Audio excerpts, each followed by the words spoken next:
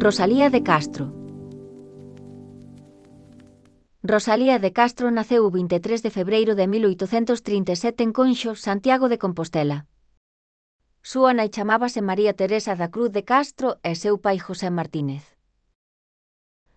Os primeiros anos da súa vida pasounos en súa nai e sen o pai, na casa das súas tías na parroquia de Ortoño, en Ames.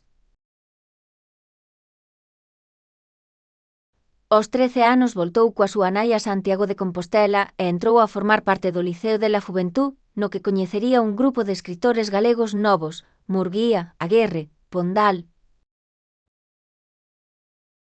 En 1856 viaxa a Madrid. Nesta cidade publica en verso o seu primeiro libro La Flor, en castelán, e casa con Manuel Murguía. No ano 1863 publícase en Vigo, na imprenta de Xoán Campanel Cantares Gallegos 37 poemas a favor de Galicia e das súas tradicións. A data de publicación desta obra marcará a conmemoración do Día das Letras Galegas. O seu segundo libro de poemas en galego, Follas Novas, foi publicado en Madrid e na Habana en 1880.